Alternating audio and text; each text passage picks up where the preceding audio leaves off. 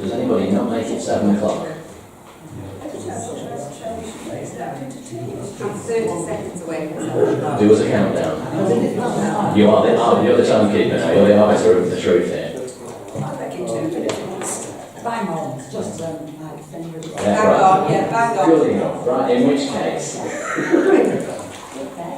Marvellous. Good evening, fellow councillors. Happy New Year. Hope you have a wonderful Christmas and a fantastic New Year. The first happy task of this new year is to introduce a brand new colleague. So I'd like to introduce you to Nicola Kitchen, who's our new assistant clerk. So, everybody.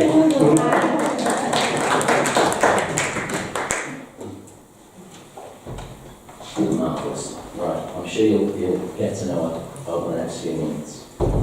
Right, first items of apologies for absence. I've had apologies, Chairman, from Council Mrs. Denison. That's all I've had.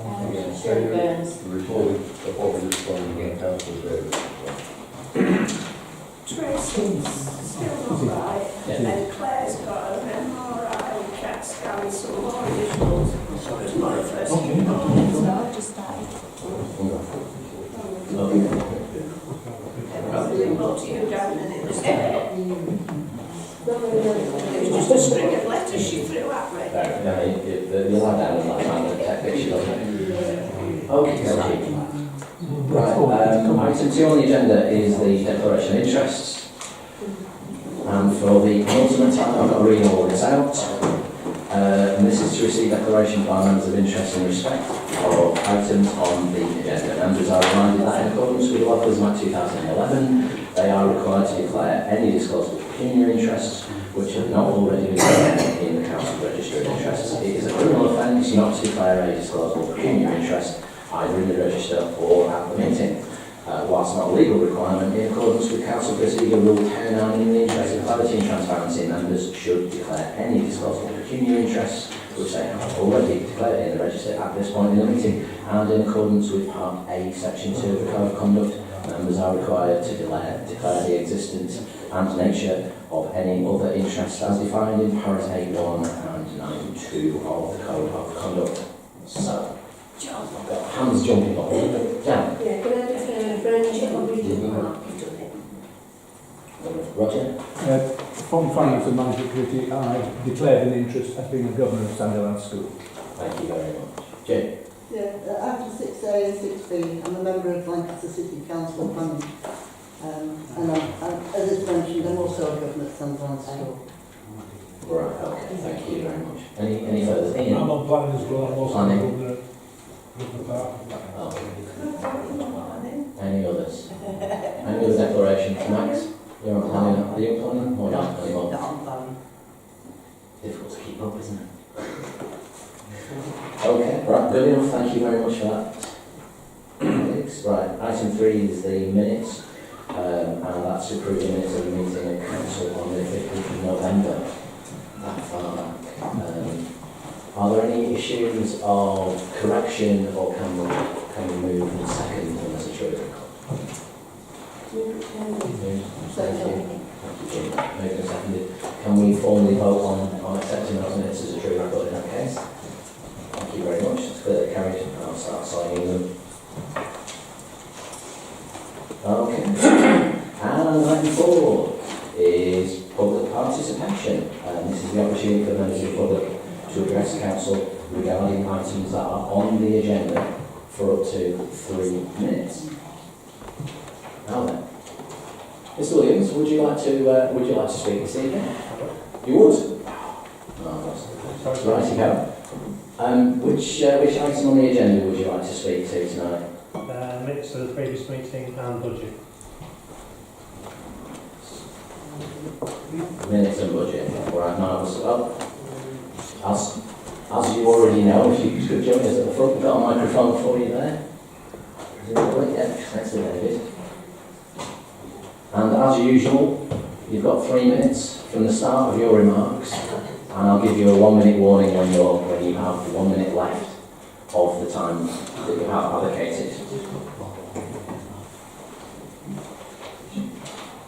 So, I'll start with Rob. When you start, Mr. Williams. Over to you. Good evening, councillors. Happy New Year to you. It's nice to see some of you made a resolution. Good turnout this evening. I think Morecambe deserves good turnout of all its councils and meetings, as you are elected representatives. We're going to speak this evening about the previous meeting I attended and the budget. I commend this council for almost 10 years. It's never ever increased its precept. I deplore anybody who's an elected representative who hasn't consulted local residents about changes, particularly on the precept.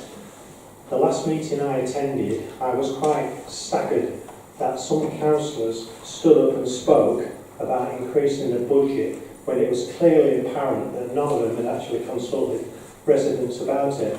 I think that's deplorable. I think there was one councillor, Councillor Burns, who actually did indicate she had consulted and she raised, in my opinion, a very legitimate and valid concern about increasing the budget. I don't think this town can support an increase in the precept, and I definitely don't support it when you actually analyse your finances, the amount you've got in reserves and the amount of unspent money. It's just unbelievable. And also the way you waste the money, you spend the money. I don't think personally, I don't think you can be trusted to actually spend the money carefully. I'm going to give examples. Your toilet, the way you spend the money on the toilet, that's a simple example. So, can I ask those who haven't consulted residents before they actually contemplate speaking about it to do so, and to respect residents? Because, believe it or not, ladies and gentlemen, councillors, members, you are an elected representative, and that indicates that you have to basically consult residents and engage with them. And this council's got an appalling track record of engagement. Thank you. Well, within time.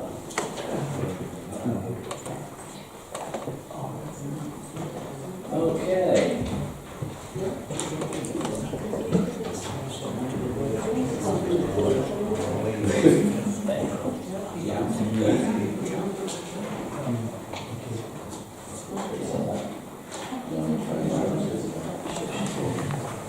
Okay, right. We're on to item 5 already, and that's the Community Engagement and Grants Committee on the 8th of January.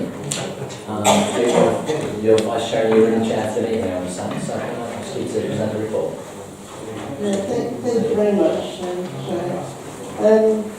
The minutes of the Community Engagement and Grants Committee meeting, which was held on Tuesday the 8th of January, are on page 8. And I presume everybody has read them.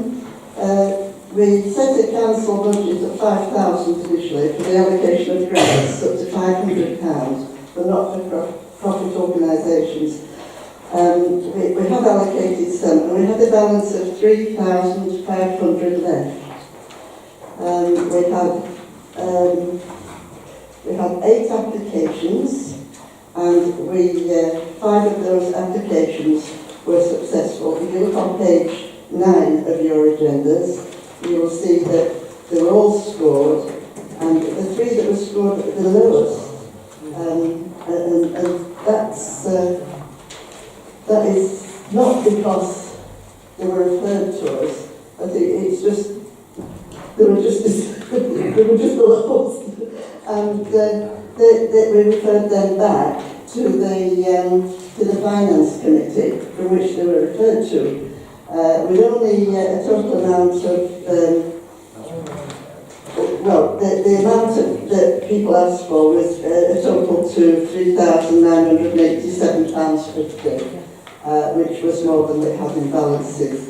So the 3 that we referred back to finance was the, you'll find on page 10, which was the Red Rose Jiu-Jitsu Club, the Exchange Creative Community, CIC, and the LGBT Out in the Bay. So I'd like to move those the recommendations from that committee, unless anybody else has any questions on it. So, any questions? I want to Max? comment. What questions first? Question. Questions? No? Right, in which case we can move to comment and debate. So over to you, Max.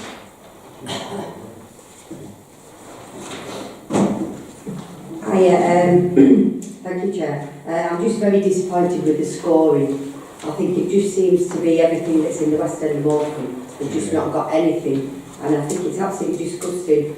The Red Rose Jiu-Jitsu Club do a fantastic job. They support low-income families and keep the kids off the street, and that scoring is absolutely ridiculous. So I won't be supporting this recommendation.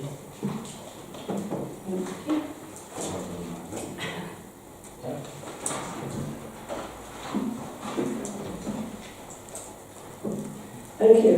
The reason the three were not put forward was because they'd already applied prior to us to the Finance Committee for support, and it's in our constitution that you can only apply to one body, not to everyone.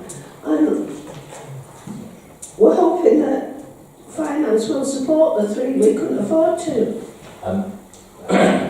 Just because we are constitutional geeks over here, that's not the case that you can't apply to more than one fund at the same time, but it is the case that you can't get money from more than one. But the recommendation I understand is that it goes back to that other fund for consideration at their next meeting. That's correct, is it? Yeah. Right, which is what we're saying. I think is what that's what you're saying. Yeah. And that will then presumably come back to council for ratification or otherwise based on what their findings are. Yeah. Yes, Chair. So it's not come back to us for approval or otherwise. Right. So recommendation 1 is to fund the applications as set out in the table below on page 10.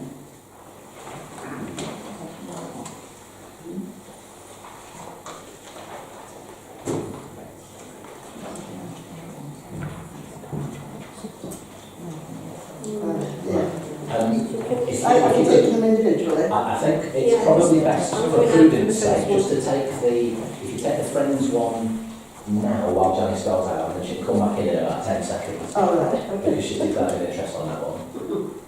And then you can do the rest on block if you want. If that's Yeah, it. well, there's 3 recommendations here. Right, okay. In which case we'll take those recommendations. Well, yeah. I wish to move them in block, actually. The funding applications are set out in the table below. Okay. There's 5 there. Yeah, fair enough. Well, that makes life easy then, doesn't it? Okay. Seconded. Seconded. There you go. Thank you, Terry. Terry seconded. Right. Would anyone like to make a further debate about that? Or should we move straight to a vote? Moving straight to a vote. Okay. All those in favour of supporting those schemes from recommendation 1? That's unanimous. Clearly carried. Sorry, just thinking that... She can come back in if you want to. Give her away, will we? She'll be listening anyway. Check goes, I don't get a chance. You're not here to go. Yeah, she's not there. You know you're all right. What's on time?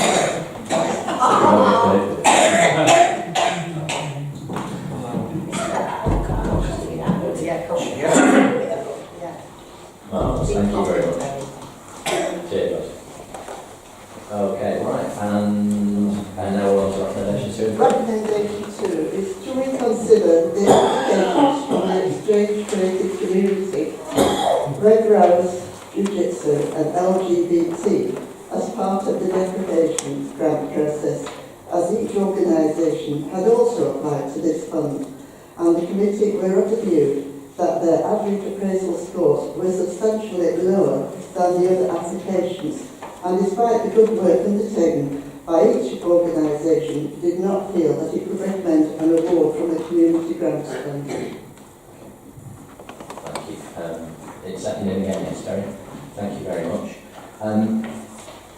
Given Max's comments a moment ago, would it be in order just to request that when these come to finance and then come forward to the full council, that full council are made aware of the scores, just in the interest of transparency, given that they've already been rejected on one set of criteria, that maybe councils might want to see.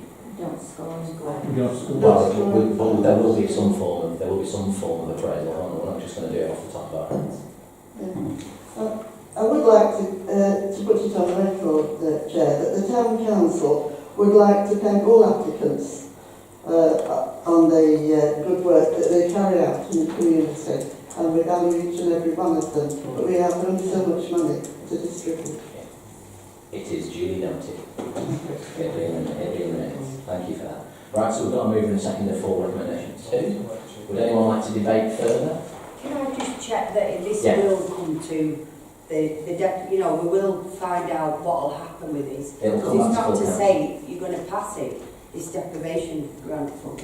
So I'd like to know what's going to happen before it happens. You know, when you've done the meeting, because they're all in the West End, these 3. And I know you said we've applied before, but they're really good groups, and I think it's just political. The clerk's best place to talk about process and how that works for you. It is. It's all in the West End. Thank you, Chairman. If recommendation 2 is approved in a few minutes' time, Yeah. those 3 applications will go back to the Finance Committee, which is on the 11th of March, to consider those 3 applications in the deprivation grant process. And then Finance will make some recommendations to Council on the 21st of March. So if that goes through, they will come back here with whatever Finance recommends. On the 21st of March. That's the next schedule. No, that's the full council, 21st of March. So we'll go to Finance, as I said, on the 11th of March, and then come back to Council on the 21st of March. What did you say? 21st? Thank you.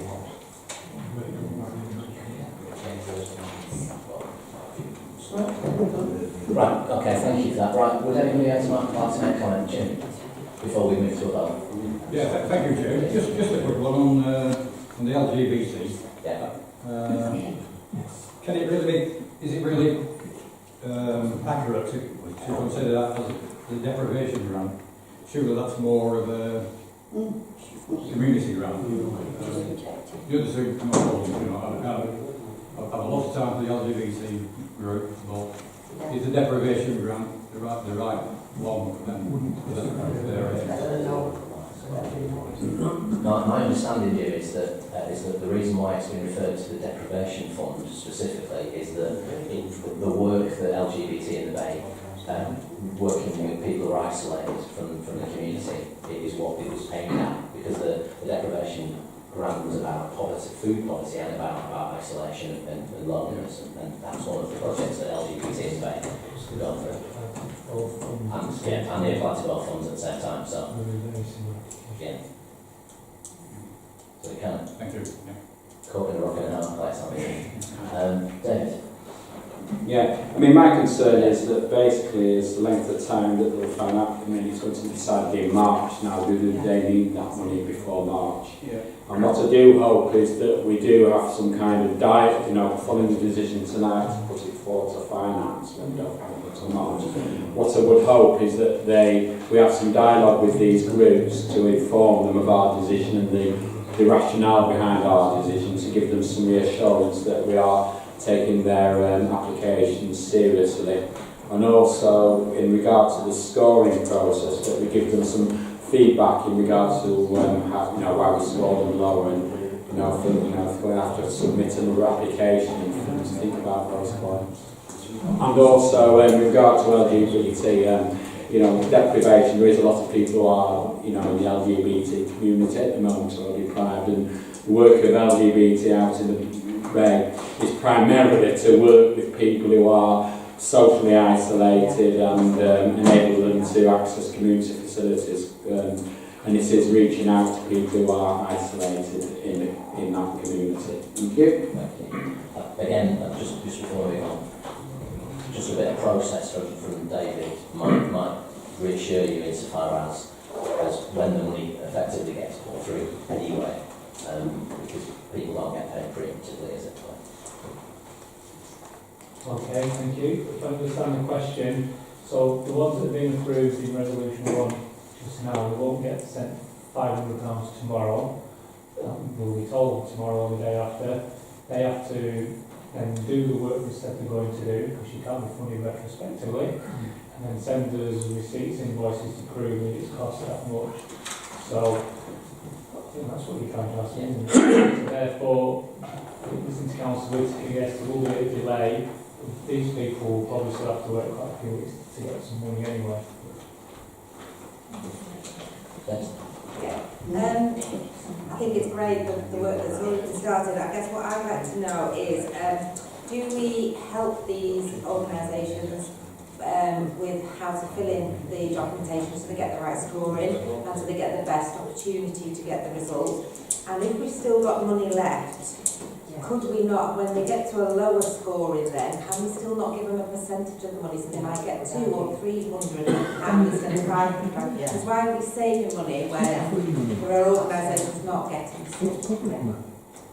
Sorry? It's not free money. From a secondary position, Councillor Denison, the question was directed to the chair of the committee, so if you can, unless you'd like the clerk to. Right. Well, in this instance, we thought that the three that we referred back to the deprivation fund had a better case of getting the money that they asked for.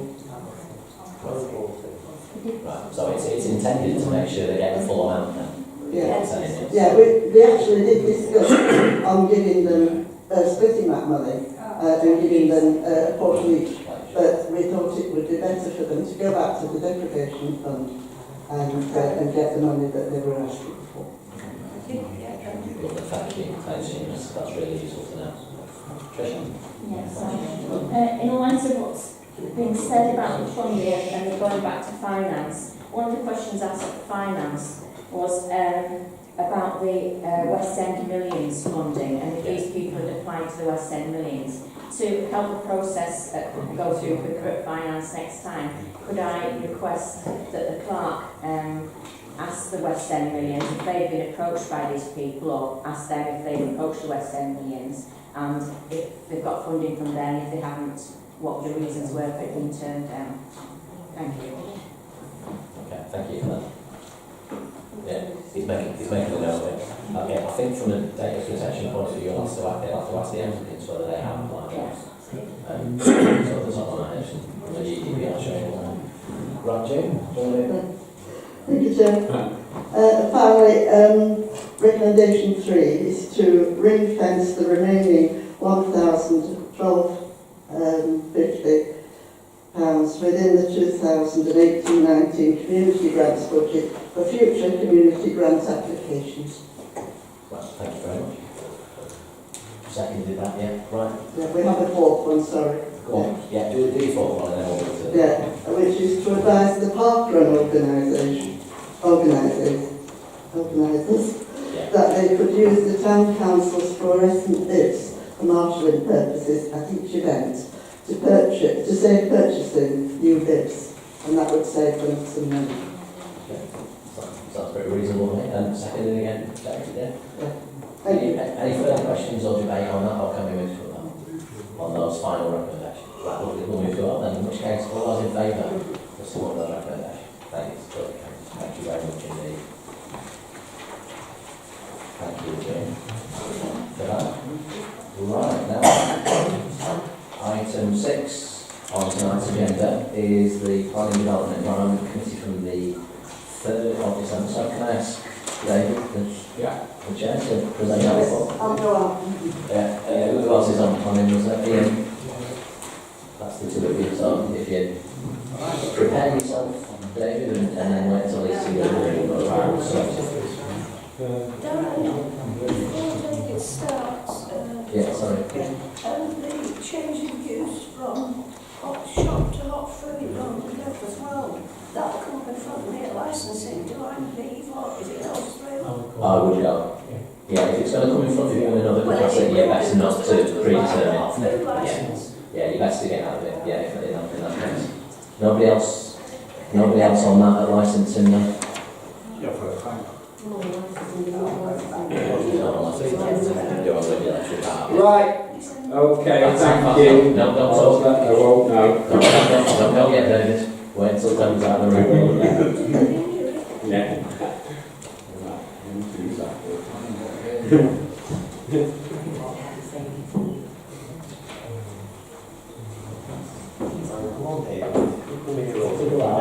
Okay. Alright, so everybody ready to go?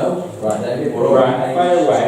Okay, I'm taking you back to page 12, to the meeting on the 3rd of December, which was last year, and it doesn't seem 2 minutes ago, but time passes quite fast. But we did look at quite a number of applications on that evening, which are, as noted on page 14 and 15, bullet points 1 to 10. What I'm asking is that we note those points that we noted, and we put forward 2 points to the City Council. And what I'm asking Council to do is just note those points. I'm not going to go into them in great detail. You've had time to read them, and we did act as a committee accordingly and put our concerns about those applications to the City Council. So what I'm going to do now is just ask for those points to be noted at this meeting and ask for a recommendation. I'll recommend that. I've got a seconder. Second. Okay, Roger. thank you. Yeah. And the other item we discussed was on Morecambe in Bloom, but I will discuss more in regard to that item in the next points I'm going to make, which I'll take you forward to this year. Yeah, sorry. Chair. Sorry, Roger, yeah. Bloomer. I think we're going to do the balloon a bit after. No, I just said I possibly need to declare. When we get to the balloons bit, then come back in and we'll go out if you want. Okay. That's easy for you. Yeah. I know. It's complicated. Morecambe in Bloom, yeah. I think we're all bloomers really, because yeah, well, some people are actually I don't think people need to. Well, I don't think people really need to leave the room, because I think it's about working in our community, but fair enough. So I'll take you forward to the meeting where we did discuss 1 or 2 more things in depth, and that was page 17. Funny enough, we looked at some planning applications, and funny enough, we didn't make any notes on them at this time. We just sailed through them and looked at them. One thing I want to point out about this committee meeting, it was the first meeting we tried where we were paperless, where our clerk kindly bought his laptop, and we looked at the details of the planning applications online, so we didn't use paper, and that's a great way forward and a great way to save money and all that, having paperless meetings. I'll take it to the bottom of page 19 where we looked at Morecambe in Bloom in great detail, and the reason why we did that is we looked at the feedback from the judges, and they did make David, stand fast. Yeah. Are you finished with the planning bit of your minutes? I am indeed, yeah. In which case we should vote separately. Yeah. So that the other guys can come back in and Roger can leave. Because I don't think there's anything to vote, we just note the report. It is, as far as I'm aware, it's just a noting, yes. Right, and I would like to we're just going to get some extra information on the interest bit that you just mentioned. Yes, all it was just merely to be aware. I don't think there's any prejudicial interest. Should I? Well, I'm just going to get that first, but I agree. In my opinion, councils who attend the Morecambe Blooms meeting, particularly at the moment in time and where we're at, I don't think there's an interest to declare. I know you go to the meetings, but at the moment the Morecambe Bloomers aren't asking this town council for any money. They're working with the council to try and make the town better like we are. So at the moment, and what's on these minutes, I personally don't think there's an interest to declare that. I really don't. That was Bloom. Of course, as you'll know as a long-standing councillor, you take the advice, you don't take the advice. No. I merely felt it was because it was a specific item on the agenda that I felt I should declare the interest purely for the fact of public being aware of my position in that organisation. Right, good enough. Right, so can we have our planning people back? Oh, no, yeah, we've got to vote first. I'm getting ahead of myself. Well, we vote on the noting of those first bits, please. All in favour? Clearly carried, thank you very much. Right, so everyone can come back in for your bloomers bit now, if you want. Can you, Jim? That'd be lovely. Cheers, that. And we're off for a family. Oh, I can't see it.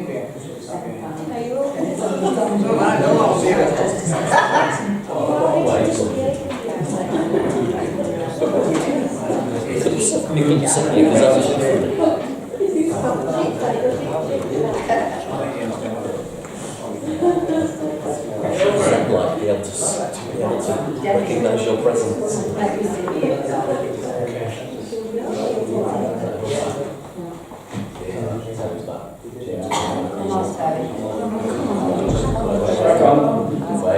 Wait. Let Terry. Mark, I can't believe you said let Terry do it. Okay, I'll fire along then.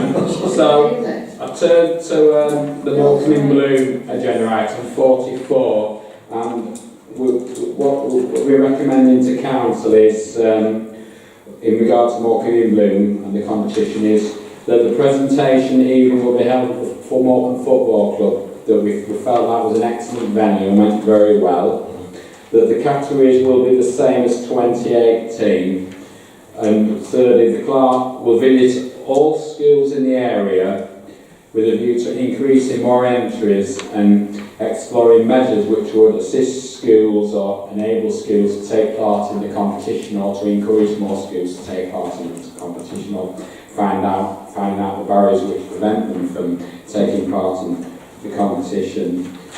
And also to requesting Lancaster City Council Gardening Service to assist schools in these entries as well. We need a bit more dialogue with the City Council, which we'll come to later on.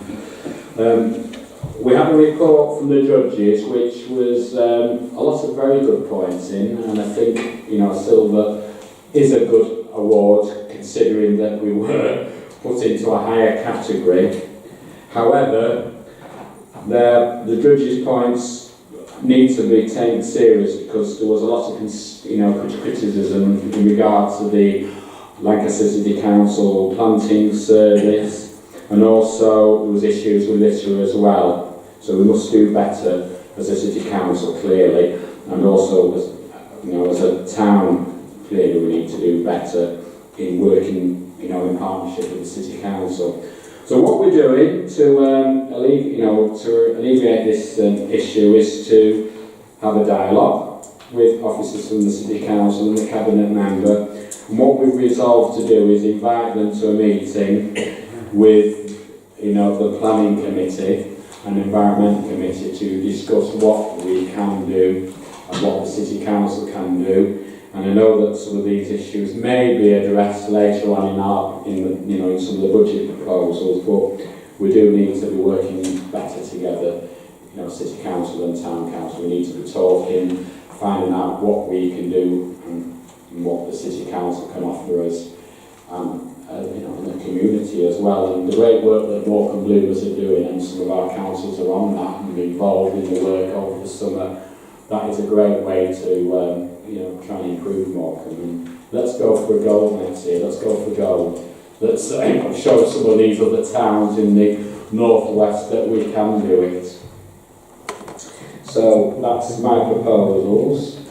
And point 3 is that any underspending in the Morecambe and Bloom budget be carried forward to 2019-20 and ring-fence use for Morecambe and Bloom projects within the area. There's a lot of great groups working in the area. There's been Regent Park, Alexander Park, Polton Park, other initiatives going on in the area as well. So let's move forward and let's try and do better next year. Thank you. And that's my proposals. Thank you very much. Do we have a second for those proposals? John, thank you, John. Okay, well, any questions or debate?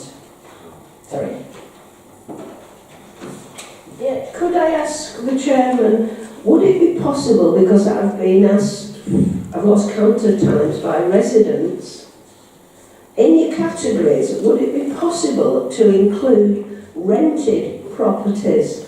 Because a lot of people that have got long-term rented accommodation like to plant things, and if they were given the incentive to go into the competition, a few more might do it.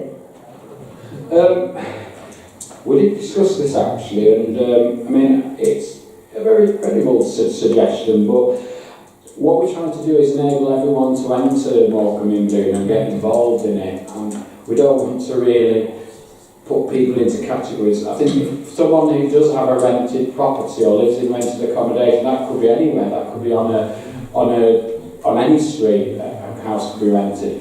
People may want to enter without other people knowing that they rent accommodation, so that's the rationale why we won't be agreeing to that suggestion at this stage. Anyone can enter, it's open to anyone, it's open to anyone in the community, and if anyone does want to enter who doesn't have the confidence, we will give them the confidence. That's what we're about. It's Morecambe in Bloom, we're a community, we are a diverse community, so everyone is welcome to enter anyway, but we don't really want to include rented at this stage anyway.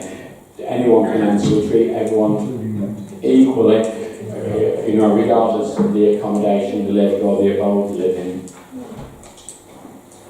Right, thank you for that. That's very clear. So basically, people are judged on the category house, not on the terms in which they live there. Yeah. Yeah. Okay. Thank you for that. That's important to know. Right, marvellous. Any other questions or debating points? So can we move to a vote for the recommendations? Yeah. Okay. All those in. There is. You look like you were voting there. We're nearly a vote here. Can I just say I welcome the getting involvement with the schools. I'd like to see these young people getting involved with the Morecambe in Bloom. And when I went to the awards centre, there were one or two young people who actually won prizes, and they were well received. Thank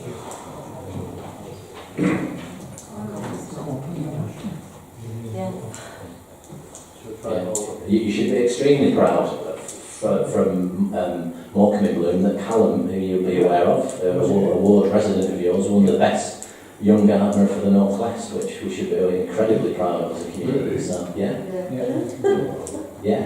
Well, is that in the deck? Was that in the deck? I seem to. Yeah, it must have been because I saw it in the best year. Yeah, that's a brilliant achievement on behalf of that young man. Absolutely brilliant. Credit to himself. So we want more of it. Yeah, no, quite right. Right, can we move to the vote then? In which case, should all in favour? Marvellous, unanimous, super duper, lovely. Thank you very much, David, for presenting your report. That's all of that, is it? Yep, marvellous. Right, now we're on to Finance and Management Committee, item 7 from the 7th of January. Okay, we start on page 24 in supporting facts.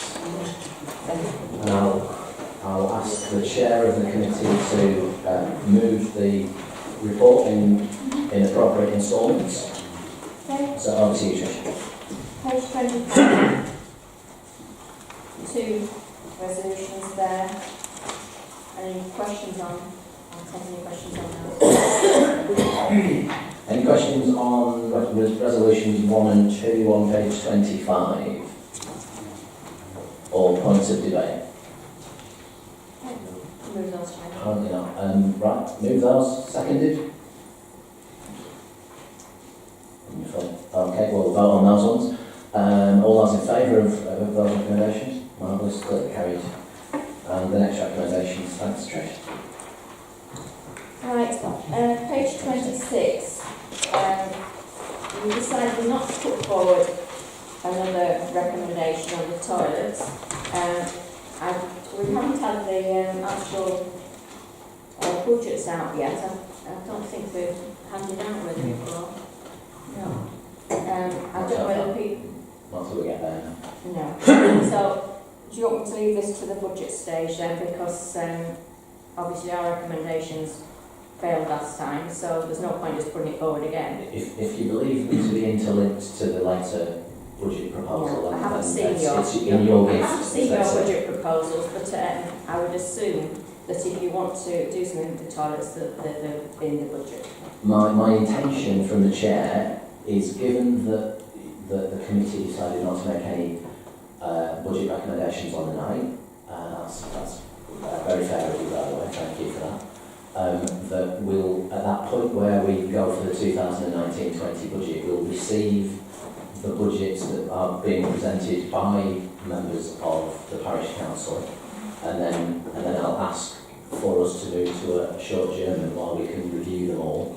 Because I presume your group's going to move a set of recommendations. I understand Councillor Pilling's got a set of recommendations to move, and so is the Labour group as well. So that's my intention. We'll leave that to one side for the time being then. So we'll defer that. Okay, we'll do that in a bit.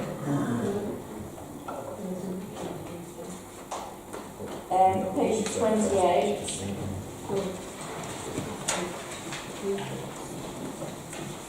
At the top of the page, item 33, 1 to 5. Those were our reasonings for our recommendations. We've already kind of dealt with this that we're coming back to finance, so I just moved those 5 resolutions at the top of page 28.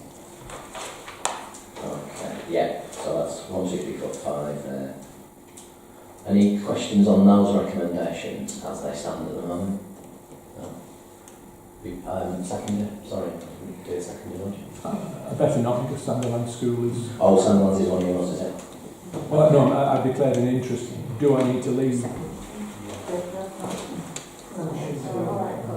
Because it's to do with allocation of money, if you're... Yes, if you're I think it might be sensible. Okay, fair enough. With them. And June as well? Yeah. Oh, okay, right, we won't go on this one. We'll still need a seconder for them now, so... Well, Vicky, thank you. Okay, does anyone want to debate these recommendations 1 to 5 on page 28 there? Or move straight to the one, okay. All those in favour of recommendations 1 to 5, please show. Thank you very much. Clearly carried. Then come back in.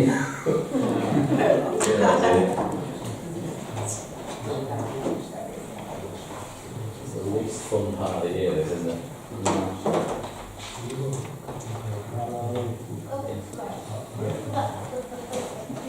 Okay.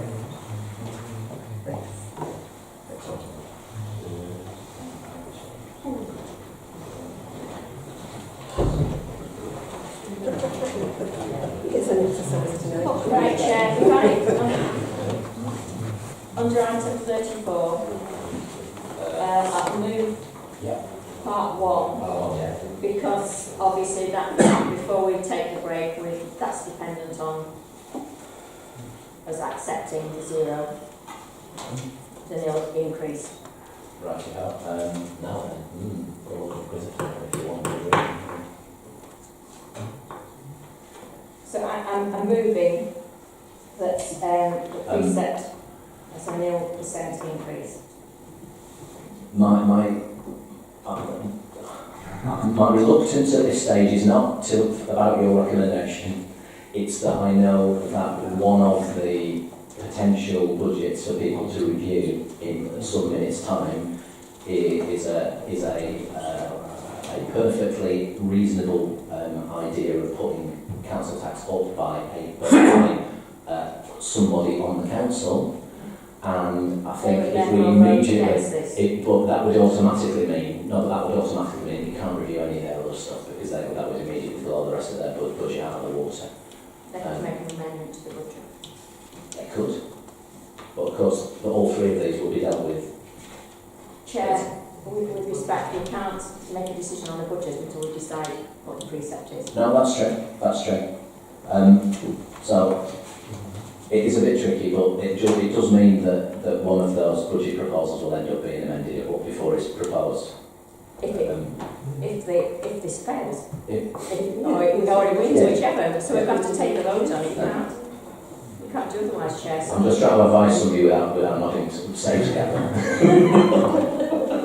Right, okay. So, have you got a second for that recommendation to keep precept at 1959 for a bandy? Yeah, Roger. Marvellous. Okay. Super. Any questions about that recommendation from any members? Would anyone like to debate it? Yeah, Jim and John. Me first? Yes, please. Yeah. Thank you, Chair, yeah. Well, I think it's been about 10 years since, and we've never increased our council tax once in those 10 years. Every year, costs go up, wages go up, everything goes up. You know, I think for the last 5 or 6 years, we've actually spent more as a council than we've taken in with the precepts, and obviously that cannot last indefinitely. The rest of the time we decide, well, we need some more money. My recommendation, which March as regulator, I don't know, is to increase it by 5%, which sounds a lot, 5% on council tax. What that amounts to is 98 pence per ratepayer per year. 98 pence. Now, for that 98 pence, this council, excuse me, will raise about £9,500 to spend on whatever we want to spend on. You know, I've written it in my budget where I would allocate it.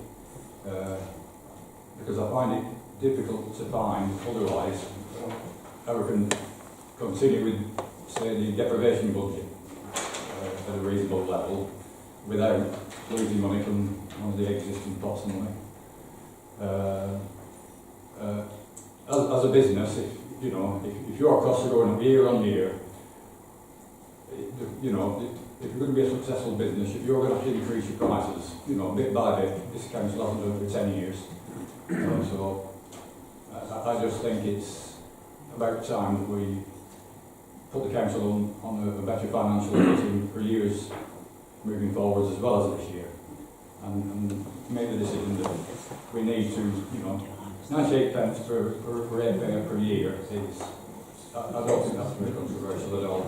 And the impact on this council is quite considerable. Thank you.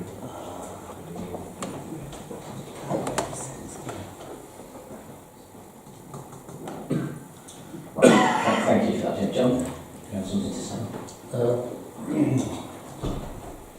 Well, I agree with everything that Jim has just said, and I'm sure members who were present at the time will remember 2 meetings ago I said pretty much the same thing myself. I do realise that it's quite easy in some ways for people like Jim and even me to recommend that we increase our budget, because we're not going to be fielding a large slate of candidates probably in the next election, and I do realise what a brave decision it would be for any political party to, in election year, to decide to raise the budget. But I think Jim's right. I do think it should be done. There was a point made earlier this evening about the need to consult people over the business of whether or not you should raise your precept. There's nothing wrong with consultation. I don't have any problems at all consulting people. I might have problems doing it because it's a physically difficult thing to do at every twist and turn, and as a council, we do consult people about things in the town. There is consultation when we set our plan. It's not as though it's done without consultation. But when it comes to actually raising the precept, I just ask you to consider this. How often, when you consult people over the 10 years that we've been in existence, whether or not they would be willing to pay more tax, how often do you think they're going to say yes? I suspect it's probably very rarely. And as a council, we aren't delegated. No council is delegated in this country. We represent people, and we're elected to represent them and make difficult decisions on their behalf. And one of those difficult decisions is whether we tax them more to be able to give them a better service. So we shouldn't shy away from that decision, though I do accept that in an election year that might be difficult. So if by any chance you adopt this recommendation, I would strongly urge us in future, in years which are not election years, to take a much more realistic approach to the setting of the precept. The third thing, it's an element of what, it just expands a little more on what Jim said earlier. which is that the amounts involved, the actual cash amounts involved are relatively small. So as councils go, when you consider the police authority, the county council and the city council, if they were to carry out that kind of increase, people would notice it. They would really hit their pockets quite badly. And I can well understand why those larger councils are a bit loath to do it. Added to which they're much more constrained financially as to what they can do with their monies than we are. We have a greater freedom. It would affect the households much less. So I would say let's celebrate the freedom we've got. Let's raise that modest amount of money so that we can actually do more. We have more freedom than other councils to do what we want with our money. Let's take advantage of that. Let's raise it. Let's do more for the town and make our council more relevant. Thank you for that, gentlemen. They didn't sound like questions to me, rather interventions in debate, so I'll let you sum up when we get to that point, if I may. Are there any other interventions, having listened to those two very eloquent interventions from our colleagues there? No? Anybody else? No? Marvellous. Would you like to respond and sum up the debate then, Tricia? Thank you. Well, as I understand what the two gentlemen are saying, I think the only time this town council could possibly put up a precept is if they had a specific issue, they went to the people on and said, would you be willing to pay more for this specific issue? And then I think it would be worth consideration. But at this moment in time, we have no specific issue of projects that we want the money spent on, so my recommendation is still 0% increase.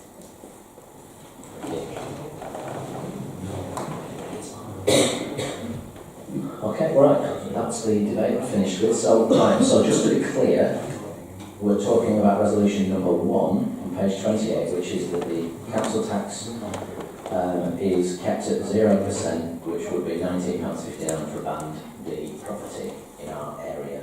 That's the recommendation from committee. We've debated that. So, we vote as normal. So all those in favour of that recommendation, please show.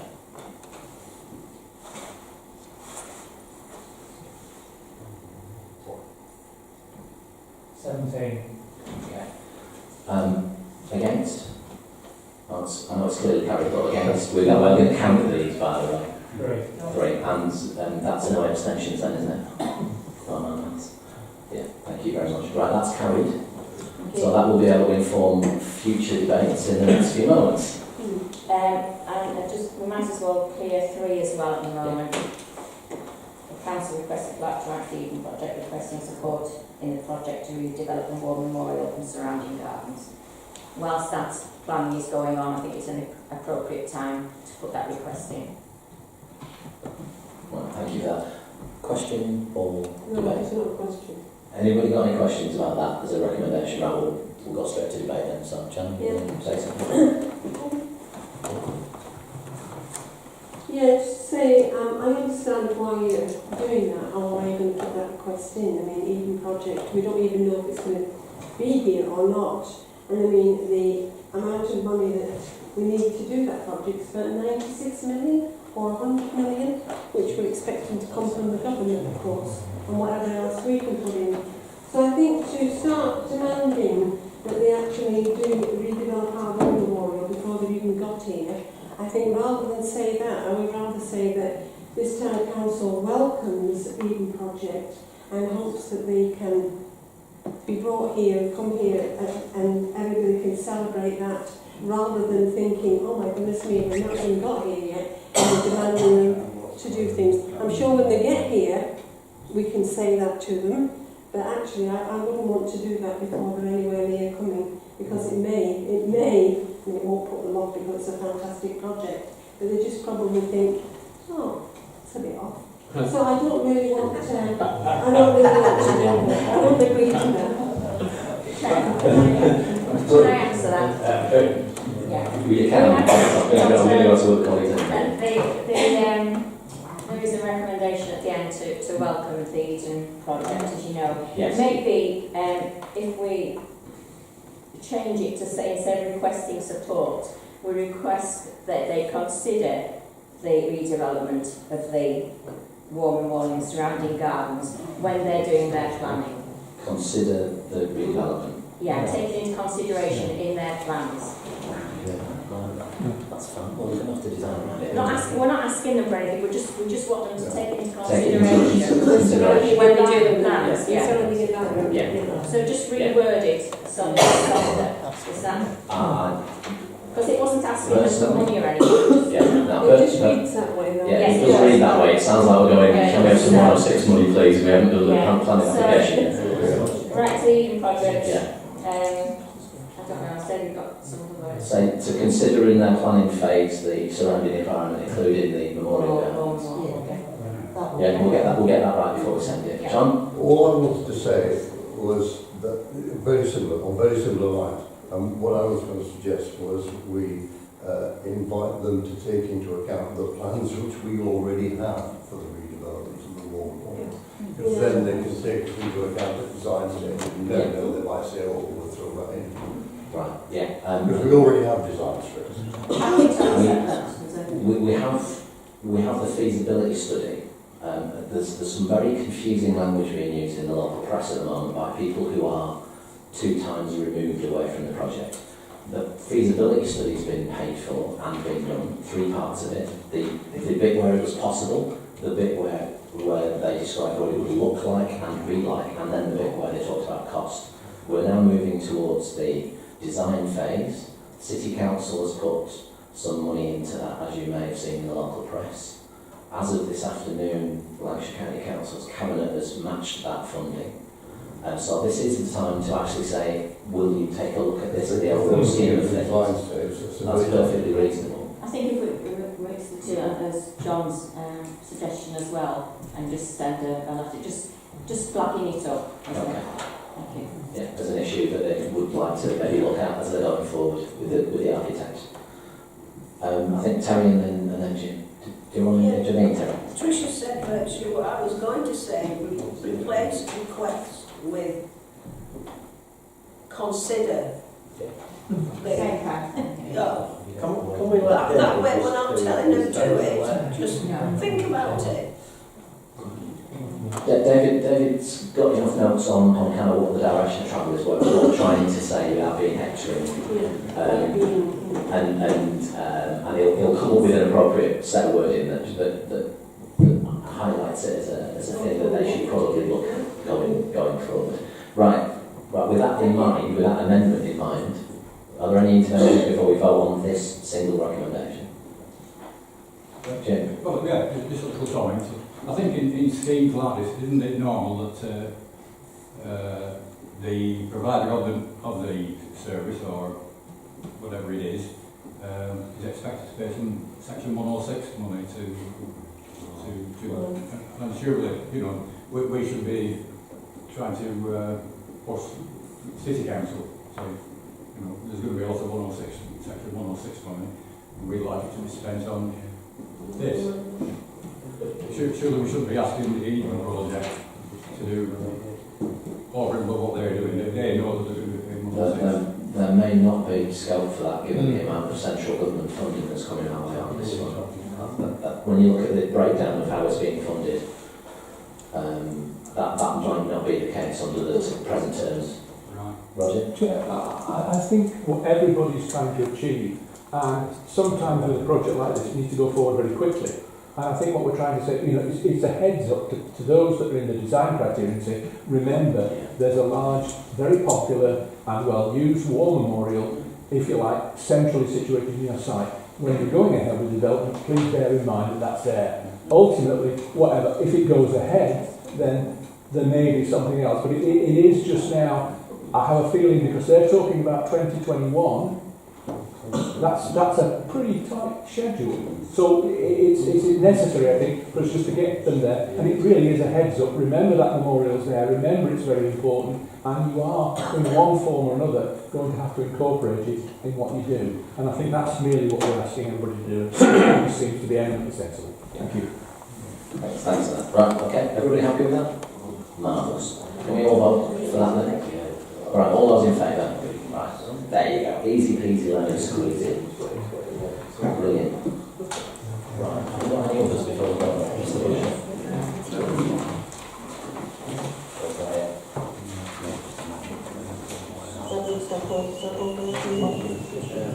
It's budget now, isn't it? Right. I stand to be corrected, but I think we're now on to the budget, and I think quite rightly you're also linking that other recommendation, or not, as the case may be, regarding the promenade codes, doing that at the same time because they're interlinked. So, right, because there is no recommendation being moved by the committee, what I'm going to ask for is for the groups that are moving budgets to present in paper form their budgets to everybody in council, and then I'm going to ask your permission to take some time to read those proposals, and then we can come back, discuss them, and then I will move them in the order that they're presented, and I know that you want to do that first. So are you handing out the papers first? Or? The clerk's going to hand them out, yeah. So Roger will be moving ours. right. So with a minimum of luck, you'll end up with 3 papers. One is being presented by Councillor Hillen, one's being presented by Roger on behalf of the MBI group, and the third on behalf of the Labour group. Once everyone's got them, then I'll ask you to formally move an adjournment. Okay.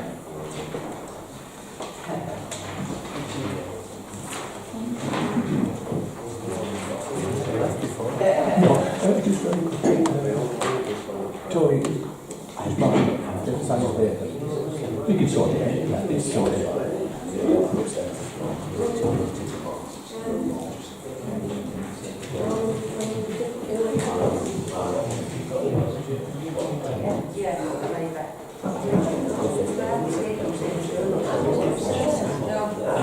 No, you can build my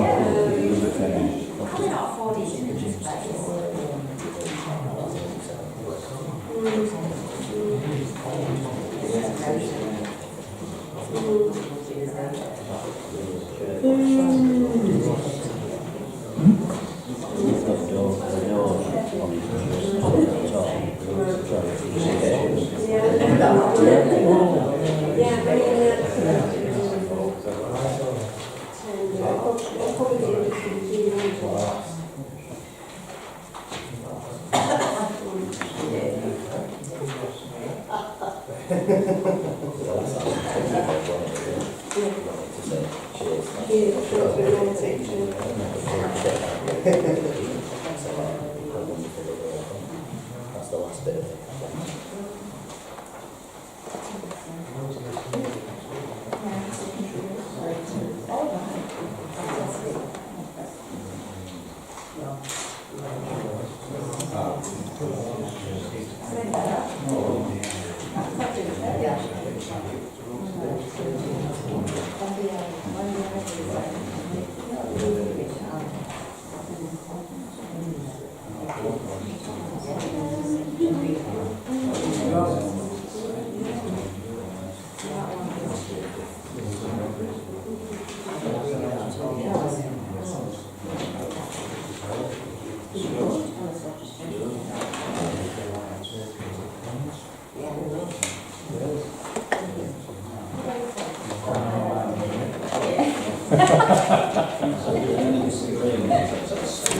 Thanks, David.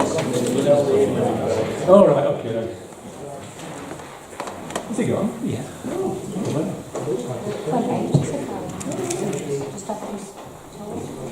No, it's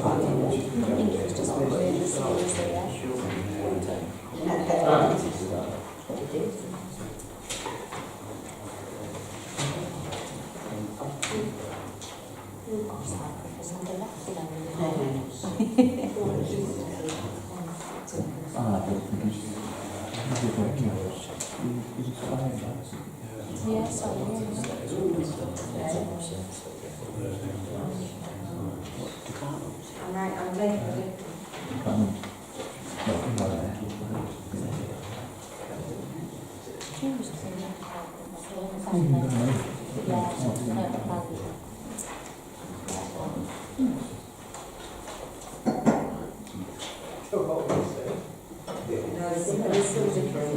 are we doing, David?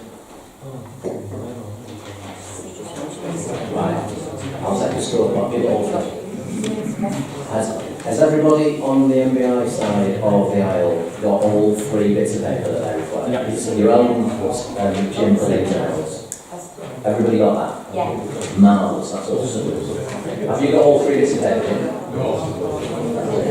We've only got two. No, you Okay. No, the hours sheet on it. I don't think you've got hours, have you? David, you haven't got hours. David? I think it's hours. It's coming around. And we've only got two. So all the Labour benches. Has everybody got all three bits of paper? You have. Right. In which, no, you're going to get time to be able to read it. It's going to be 10 minutes and no more, by the way, if you vote for it.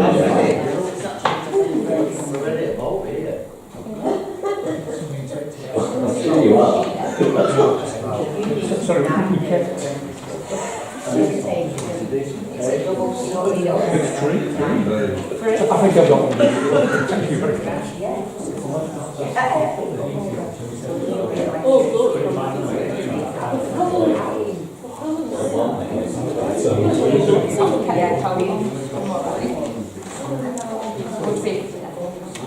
Right.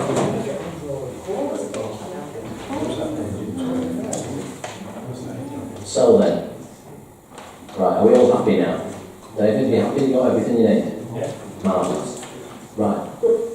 I'll just make sure, because there's a few people sort of saying I don't need any extra time over the record there. Would members like 5-10 minutes just to review everything? You would, right? Can I have a mover and a seconder for an adjournment? Mover, seconder, thank you. Roger and John. Can we vote for that adjournment? 10 minutes, no more. Yeah. Okay, so aim for 5 and we'll get 10. Thank you very much. Right, we're now adjourned. You can take that adjournment any way you like.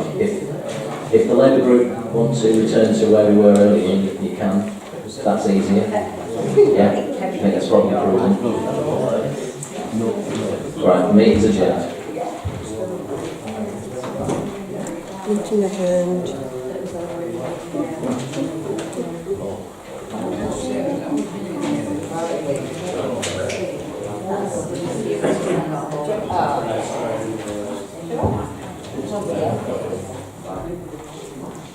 Moving out.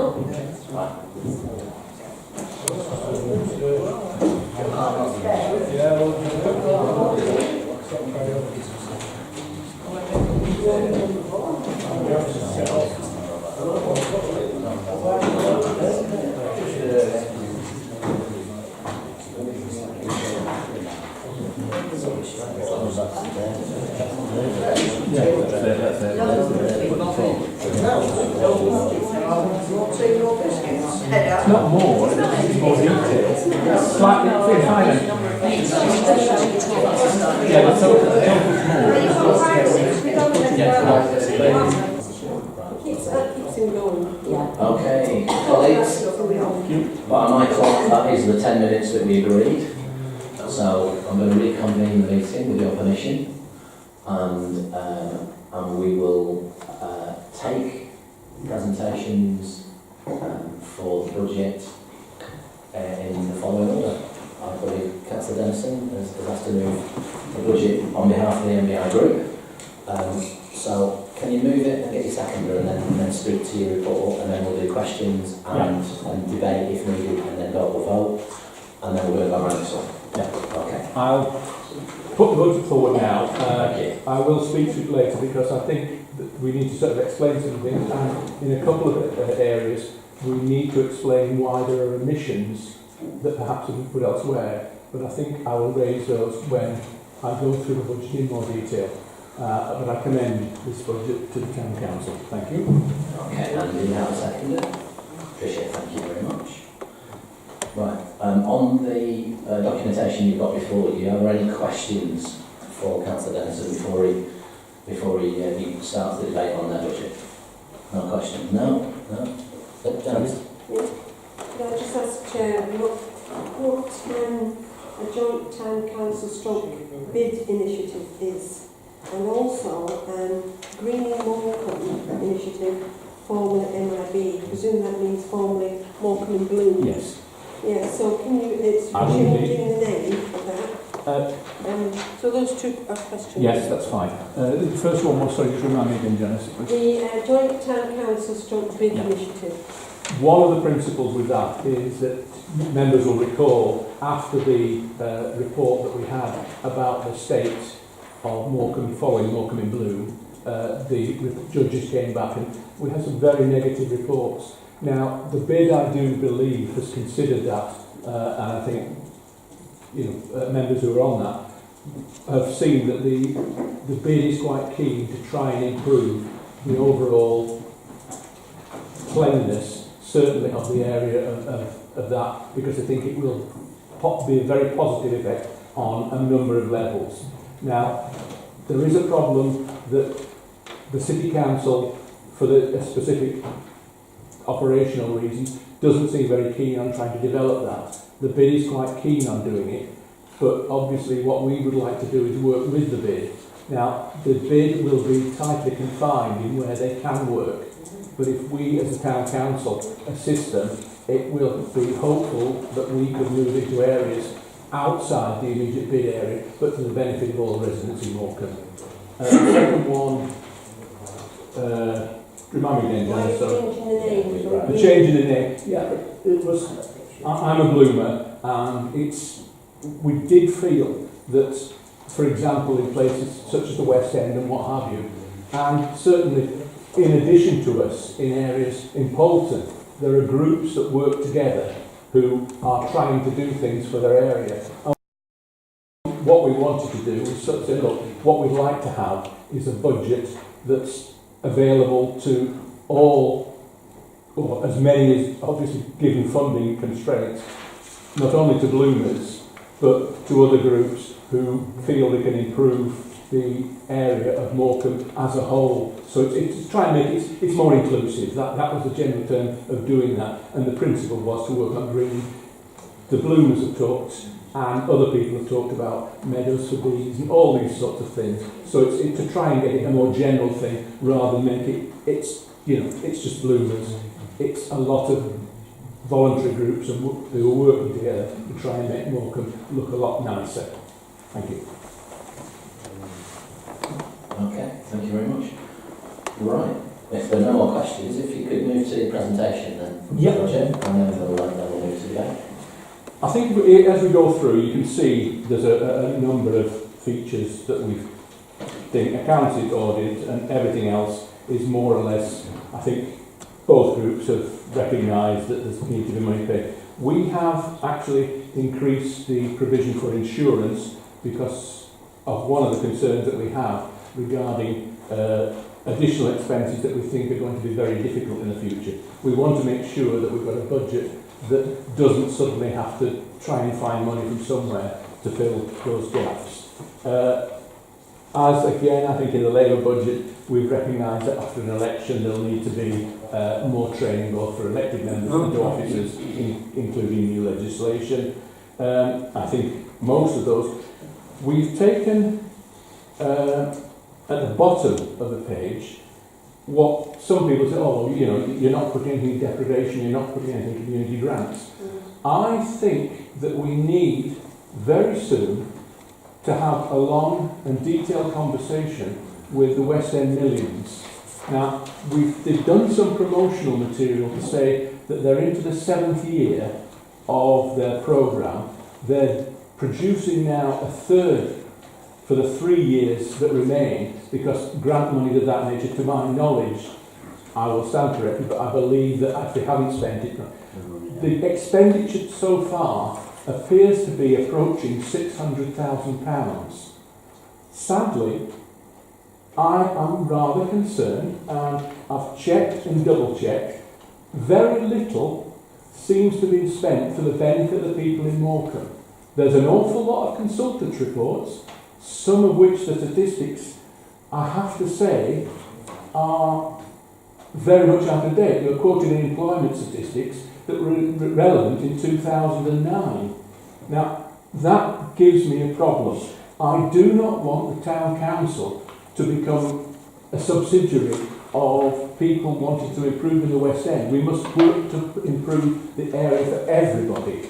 But I think we need to have a serious conversation with the West End Millions and say, please, what's going on? We need to work with you. You've got deprivation funds, but the money does not seem to be spent on deprivation. It seems to be spent almost on academic research. The expenditure so far is taking, I say, approaching 600,000, and very little seems to have been spent for the benefit of people in the West End of Morecambe, and that's a matter of great concern to me, and that is one of the reasons why we need to say, look, we're not putting a separate fund in that people can say, why aren't you giving us, Margaret, you say, why aren't you giving us money in the West End? What we're saying is we need to work with the people in the West End, and one of the people that should have been working with us over the past 10, well, certainly for the 7 years they've been in existence, is, you know, the West End Millions. It just seems that they've gone their own way, and very little has gone into that community, and that's a very regrettable thing. The other matter is that we've taken on board the views of certainly a lot of people, and as I'm getting older, I'm probably going that way, who want, certainly we're doing it as an experiment, but we think it can be effective, is to recruit a PCSO. Now that PCSO is meant to integrate with the two systems that we've got now, the antisocial behaviour and the community safety. Because what happens, what the City Council do, their officers work well, but there are areas where you need PCSOs to do some of the enforcement work in both of those areas. I've discussed it with the Clive Brunshaw, and they're quite comfortable in us trying to set, obviously the police are going to have under certain circumstances that they've got an emergency situation and that PCSO will go, but we would like to have them dedicated to work with both the environment and the community safety sector, and that PCSO would be more dedicated to do work in that area, and that would lead, I think, to a more effective enforcement regime through the whole of Morecambe, which would benefit everybody in Morecambe. The CCTV SPID, I have included an amount on the SPID as an extra amount of money to include what's called a data logger. We are putting cameras in front of schools to try and improve behaviour and what have you. However, one of the concerns is that there does seem to be a very cavalier attitude to speeds in front of schools. Data loggers are completely anonymous, but will give us the information about what speeds, how many vehicles, and I think that information should be in the public domain so that people can ask of the representatives, both ourselves, but we don't have the road safety or the highway safety, but I certainly think that the police and the county council, if that information is produced, will need to explain to the people what they're doing to try and preserve safety around schools. So that's that little extra for that. I've gone through the joint council bid initiative. The neighbourhood plan, we've put forward 1,000. That I think is a reasonable figure. And the green of Morecambe you've seen. There are other matters that are slightly different. The toilet management, I have to say that there was a proposal from finance that we should seriously consider closing them. Members voted against that. Now, that's democracy. But I do think that the amount that you put, that has gone in the Labour budget, is not going to be sufficient. We've already significantly overspent, and we've agreed to do further engineering work to try and make it more secure. One of the concerns is going to be if those toilets, which probably won't open certainly until May at the very best, are badly damaged again, we are in a very, very difficult situation, because we could get to the situation of ultimately that the insurance company said, I'm sorry, this is the third big claim you've had against this. We only get our insurance annually. If that company withdraws that cover, we could find it horrendously difficult to get any further cover. So therefore, we have increased that amount of money that is available for that to try and at least maintain the security of what is going on. The War Memorial, I think, is an agreed thing that we can pull in £30,000, and the General Reserve we've kept at 10,000 and the 55,000 as in our budget. But I do feel that our budget is certainly more logical and more balanced, and certainly we feel should be a way forward of ensuring partnership working with other people who deal with deprivation and other problems in the Morecambe area. And what we're saying is we need to work with you. It is no point in us putting a budget and then say, well, here's your little bit of money, free money. What about these other groups? And I think unless we can get that cooperation, it's going to be very difficult for us to address problems of deprivation in the West End. Thank you. Thank you very much. Would you have any other speakers at all? Any other speakers? No? Okay, well we can, in which case we can move straight to the vote. John, I was just about to move straight to a vote. Go on. No, I'm not asking about that at all. I want to hear what everybody else has to say about their budgets, and then I want us all to debate the general issue, and then the budgets can be put individually. I'm afraid that's not how it works. Why? Because I've just had a budget moved, and it either gets moved or amended by a further movement or not. I know there's two other budgets coming. I would expect some more comment to be made on behalf of other groups about that budget that's just been presented. But the numbers that are there are in front of everybody. I'm not happy at all about that. I mean, under those circumstances, I won't vote for any of them. Okay, No, that's your choice, gentlemen. Right, do we have any further requests? Yeah, John wants to speak. Good, John. A question, that's all. Yes, so do I. Question on... Well, it's about the PCSOs. Well, you can make a comment about it. We've done questions, but... Well, my point is they're a waste of money. Why we got rid of them last time? Because they weren't doing the job. You never saw them. And if you get one, that'll be a waste of time. If you're going to do anything like that, you're best getting somebody else to backfill up. Well, I think does a good job. Did you hear me? I mean, I'm happy to respond, but it's down to the chair.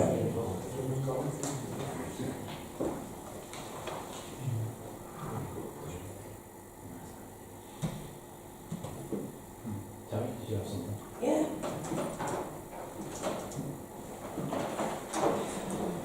I've got two queries, well, a lot of queries, but my two main queries. I agree about the looms being damaged over the winter, but can't we put a mobile CCTV camera somewhere pointing at them to maybe then we'll just have an idea who's doing it? And £11,500, how many hours does this pay for PCSO for? And wouldn't it be better just to, as my colleague behind me said, get Phil a mate for that amount of money to do the same job? Okay. Jim, I'm going to take all the other interventions and then get Roger to answer stroke sum up before we move to a vote. Jim. Thank you, Chair. I'm just a bit disappointed from what I said earlier on. Your budget is relying on taking money out of our reserves to balance the books. No. No. You've got the growth reserve under zero, the by-election report reduced from 6. So that's £10,000 out of the reserves. No. Money is not been taken from reserves. Right, well, that'll be answered in a second. Yeah. Are there any other interventions before Roger sums up and answers any of those queries? Right, now, because once Roger's summed up, we will move directly to a vote. I think the first thing that was raised was regarding the PCSOs. I think I made it very clear that just simply granting money to a PCSO and saying, right, there's a place, that's it, you go and use it. There is no intention of doing that on these occasions. One, the 11.5 gives us a full-time officer role, which is 37.5 hours. It's a full-time role because the Police and Crime Commissioner match funds whatever we do. That Clyde Grunshaw will match fund it. We have raised something about what we'd like to make sure is that they're integrated with the two existing officers, because two problems arise: that the police have certain powers and the City Council and the Community Support Officer have certain powers. The principle is that it's to try and make a complete uniformity of enforcement, in that in certain circumstances it's better for a PCSO to be able to do this. But before the money would be spent, I've certainly raised it with senior officers in the local constabulary, and they seem comfortable with it. Obviously subject, as always is the case, to the exigencies of the service. If there's a major emergency, that officer could be pulled off to do urgent work that will be dealt with elsewhere. But the principle is that the majority of the work would be with the City Council officers and ensure that there isn't any gaps, that some of the ones that try and get away with breaking the law on fouling or antisocial behaviour, it could be dealt with in a much more coordinated and joined up report. There was another one, I think, can somebody remind me what? Reserves. Reserves, yeah. No, we've taken no money from reserves, stay exactly the same as they are with your budget. Mobile CCTV on the toilets. Yeah, oh sorry. Well, as far as I'm aware, that I believe we would have great difficulty in moving the cameras to cover the area where the assaults have taken place. Sorry, the assault, the criminal damage. I do think. Yeah, sorry about that. No, it's the problem that we've got is that camera coverage is pretty good, but to be fair, and it's not an unreasonable thing, they're not looking at our toilets. They're looking to preserve both the platform and the retail businesses, and, if you like, the public areas where the pubs are and the rest of it. So, if you will, on a priority basis, covering those is going to be very low. I'm not sure. I did have a look, and it did seem to me to be quite difficult for them to get the angle to be able to look at the front of the toilets. I cannot say that it couldn't be done, but I think given the priority and given the funding that the bids provided, they would far prefer it to be looking to prevent damage to commercial premises, because it's a bit like a certain American president said, if shops don't prosper, it's the economy stupid. Deprivation will get worse if businesses do not prosper. I think that's about it, Chair. Thank you very much.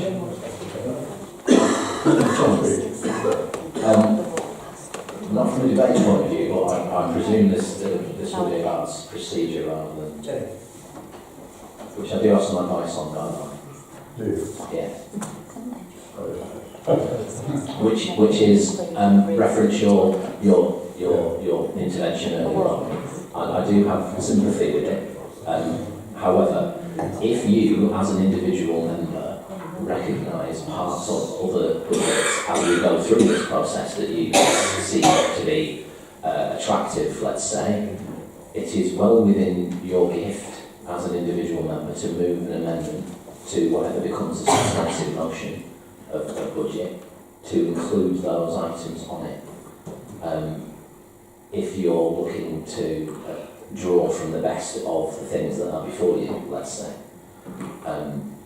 But we are already in a situation where there is a budget moved and seconded, which will be voted on, and it is down to individual members to decide whether they vote for or against or abstain, of course, as you mentioned a second ago.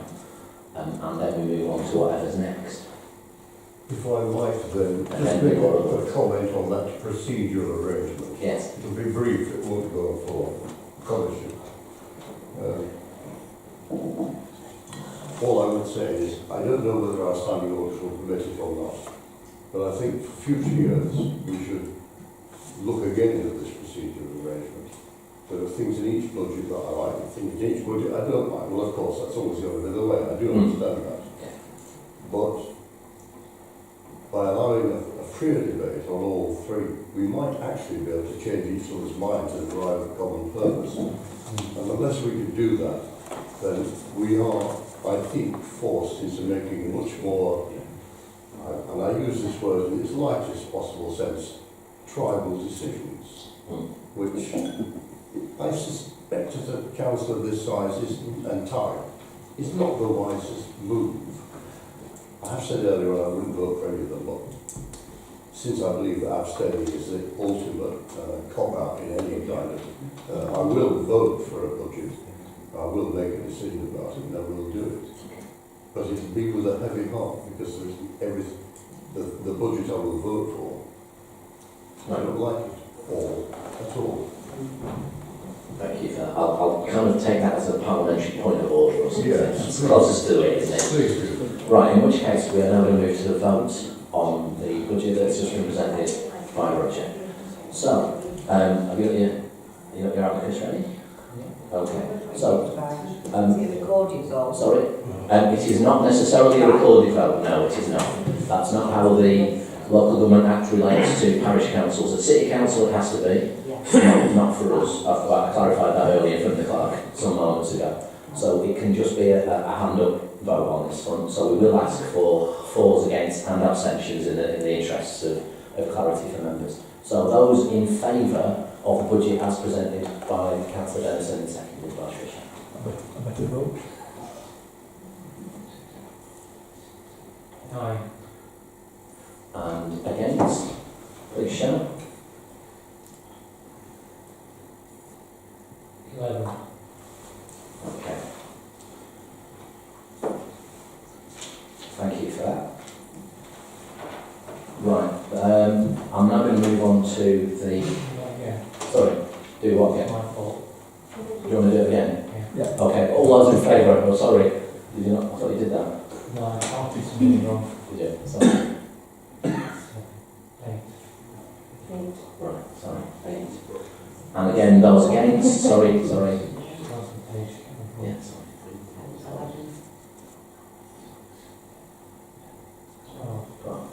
I'm miscounting council page. Okay. No worries. Okay. Right, so that proposal is lost, and now we move on to the notes from the Labour Group, read Town Council budget. In the interests of brevity, as time passes by, I will formally move those recommendations that everyone's got before them. Can I ask for a seconder to those recommendations, please? Sorry, darling, which one are you doing? Labour. Labour. We're doing a Labour one. Yeah. Right, Max, you're seconding then. Yeah. See, you're going to go with, haven't you? Right. Marvellous. And very much like Roger's just done, I think it was an example of doing it properly. We'll do questions first, and then I'll very briefly present, and then move to debate, and then vote. So, are there any questions on this? Roger? Yeah. Could you, I'm sorry, it has caused some confusion. What is a growth reserve fund? It was put in during this previous financial year to deal with unexpected things coming up on the budget. It hasn't been removed from this budget, and the reason why we haven't done that is because, and you may think this is strange on our part, but we don't want to tie the hands necessarily of whoever the next administration is, because it could be anybody running this town council. And one of the things that needs to be budgeted for, that has not been budgeted for, and we mentioned earlier on, was a public consultation, which you might remember happened in the first year of this term in 2015. And there wasn't a budget for that at the time. The new administration, whomever they may be, may not want to do that. I personally welcome consultation from our public. I tend to agree with what John said earlier on, that we do have consultations. Every 4 years they're called elections. However, it's good to get a steer from people about what their priorities are, what's the most important thing for them. So it's there for the purpose of such things like that. It may not be used for that purpose, but personally, I think whoever the new administration might want to ask the people of Morecambe what their top 5, 6, 7 things that they're going to be. Sorry, just as a matter of clarification, it's not a growth reserve fund. It should have been named as a revenue fund, because it's not a reserve. It's when it's spent, and I can accept what you're saying, Jeff, but when you spend it, it will be spent as revenue. So it's not a growth reserve. It's something we need. I've always tried, when I've tried to produce a budget, to be very specific and try and give the people the information. Growth reserve funds would be money that was going, more or less you could put it in, for example, if we decided that we were going to get a new office for the clerk, that could go in that fund. But if it's going to be used for revenue purposes, it's not a growth reserve fund. Sorry, it is. All right, a spreadsheet, Roger, but I apologise. Yes, and some people would think that was perfectly logical. It's one of the things I did at Northampton, funnily enough. However, it was something that we followed the advice on the auditor on, as it turned out. But it doesn't. Personally, I don't see why it matters what you call it. It's what it does that matters. And you might say it's revenue. When I talk about revenue, I look at ongoing costs. Not yeah, no. All I'm trying to point out, Chair, is that a lot of people say, well, we've got reserves and you haven't. And I'm trying to point out, no, it should have been, in my humble opinion, it should have been revenues, not reserves. Thank you. Yeah, thank you. Was somebody else? It's all right, I'm going to ask the same question. Oh, right, thank you. Any others? No? Okay. Right, in which case I'll very briefly speak to it and then we can move forward to debate. I do agree with John here. There's not, and even a colleague of mine has remarked, I don't think our budgets, all of our sets of budgets tonight are a million miles away from each other actually, which is good to see. I was surprised to see a budget for the toilets being put in the previous one, but there you go. I think it's right to put more money into the training budget because the new administration, the new members will inevitably need some more guidance and some more training when they come on board. I think it's important to continue with the very successful and well-received newsletters that we've been doing for our communities, and that's why we've put those to one side. The 10,000, the money for the toilets I'm going to come back to in a second, because I'd like to suggest something to my members. Morecambe in Bloom, the budget has doubled. I think it's right to recognise that the Morecambe in Bloom budget does not exclusively go to the Bloomers, it goes to a whole range of things to make our town look better. The Christmas lights, during conversations to set this budget, there were discussions that not all of the money needs to be allocated to the centre of Morecambe and that the West End may well benefit from some support, seeing as that's something that was mentioned a moment ago. And you mentioned the growth reserve already. The one change to it, if I may, with the permission of group and the seconder, is I would like to accept a friendly amendment from Councillor Pilling. It's only accepted from one person. Doesn't really matter where it comes from, but it's obviously Councillor Pilling's coming next. Has he made it yet? He hasn't made it, but I'm going to accept a friendly, given that I know that there's some information coming up from him, that the toilet fund goes from £8,000 to £10,000, because I believe at committee the range of required funds was put at between £8,000 and £10,000. That doesn't have any effect on the bottom line for our budget.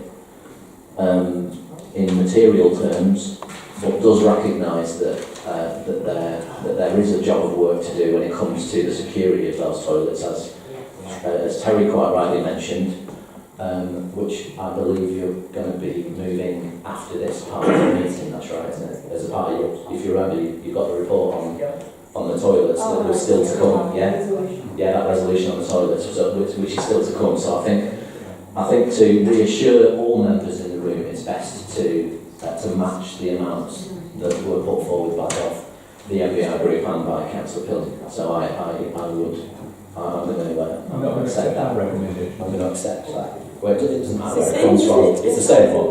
I think it's perfectly reasonable to do that. So I will be moving that as an amendment to our proposal.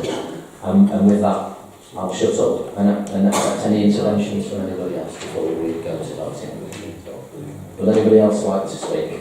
I don't know whether it's an intervention, Chair, but I'd just like to mention something, and I'd just like to agree with Councillor Dennison on the fact of the West End Millions, because I totally agree with you. I just don't know. I've been in meetings with the West End Millions, and they've said all sorts of things are going to happen, but it never happens. So I don't know where the money goes, and I don't know who's in charge of it, or I don't know how much they've spent, or how much they haven't spent. So I'm wondering if we ought to ask the clerk to make inquiries about that and actually find out, where they are with it, and if they need if they want to come to speak to us at the town council, I'd like them to do that, because if you're saying, as I thought you said, because we've got money in the West End Millions, that means that people in the West End shouldn't be putting in for funding to our council, and really they don't get funding. They don't get funding from the West End Millions, and I'm sure nobody does. I don't seem to know where it goes. So I'd just like to, put that as a suggestion. Trish's first. Sorry. On that point. I'd already mentioned something about this, asking David to write to them earlier, and I think we should add Janice's recommendation onto that. Yeah. I think the other point to bear in mind is, I presume it's a volunteer group that's had very significant changes in personnel over year on year. It's the other problem as well is that the holders that are supposed to be insured, and I presume financial probity and the rest of it, are the CBS in Lancaster. It seems to be an individual that's running that particular thing with them. I am uncomfortable. I know you're a spreadsheet, but I always want to see where it's gone and what's the bottom line. But it is. I've got to say, because of the level of deprivation in the West End, and what was a wonderful thing when the money was given, I have very, very serious concerns that what we might finish up with is nothing that's going to be very effective for the people in the West End, and I think that is it's an indictment of it. And I really do think we do need to try and find out what on earth is going on, please. Right, I've got Terry and Max, but as the mover and seconder, I think putting that as an addendum onto this budget is perfectly reasonable. While I wouldn't want to withhold funds that we could potentially put forward to support groups out of some kind of spite almost, that they would see it as, and I know that's not the intention. No, it's the intention of getting their attention. But we will instruct the clerk to do exactly what you've just said as a part of the addendum to this, and he's already made that now. Terry and then Max, and then we'll go to the vote if there's no other interventions.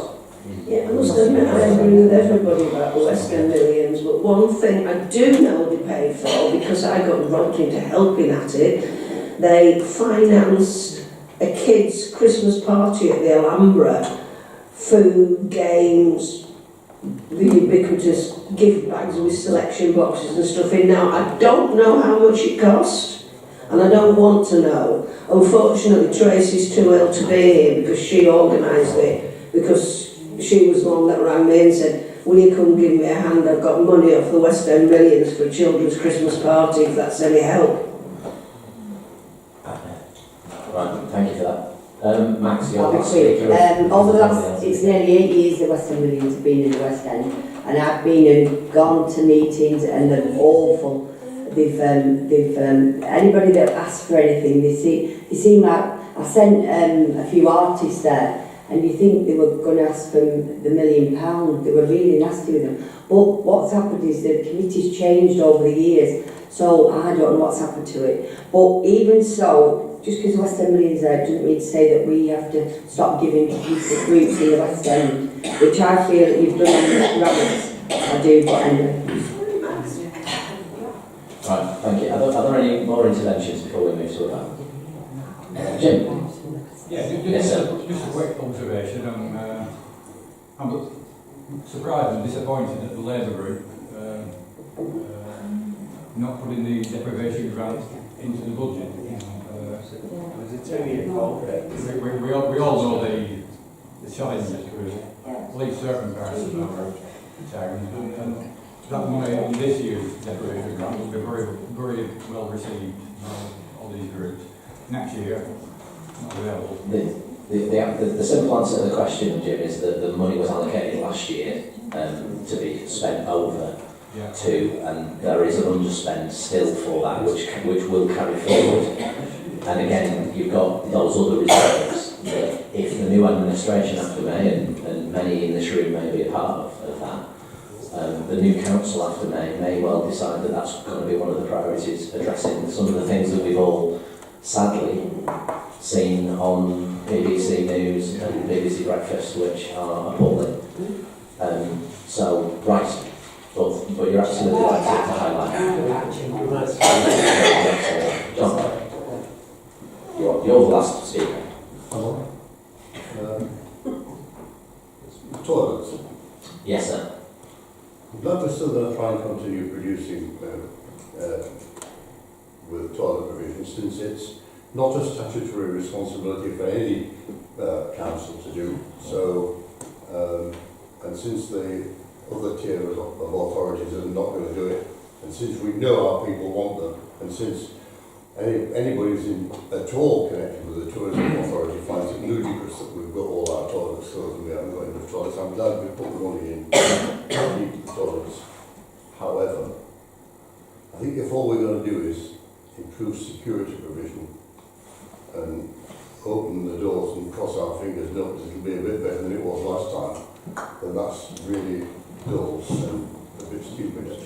I think we should be looking at the provision of toilets, finding better ways of doing it.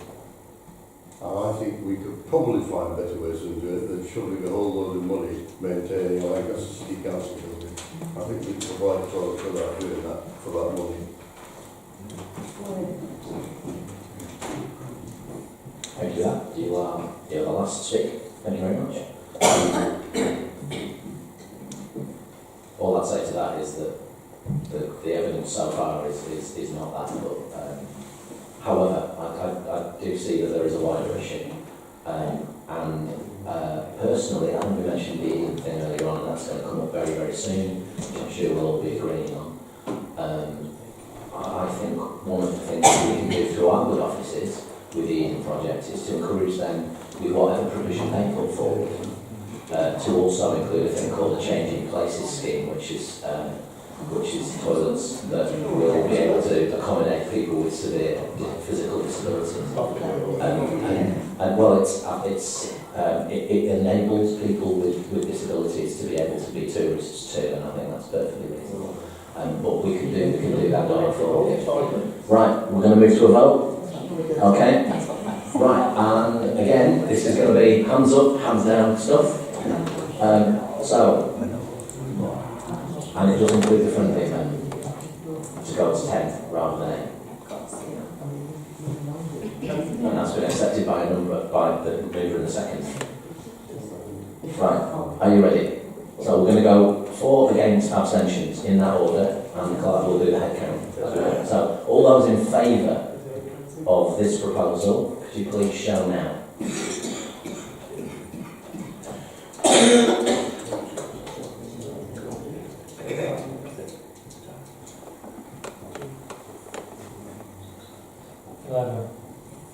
And those against? Please shout. No. Right. And no, obviously no abstentions. And the count was? 11 for and 9 against. No Right. abstentions. So, right, that now becomes the substantive motion at this stage. And Councillor Pilling is now in a position to be able to move the budget that you presented, if you so wish. Well, thank you, Chair, but I'm not actually, because as a result of the early vote, my budget is no longer viable. Okay, right, thank you. Yeah. You want? But it doesn't, the figures won't work.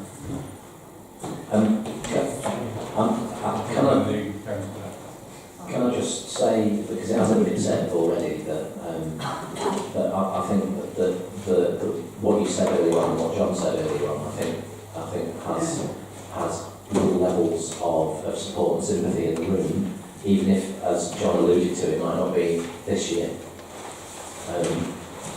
He's grinning wryly. So right, in the case that you're not going to put that forward, thank you very much.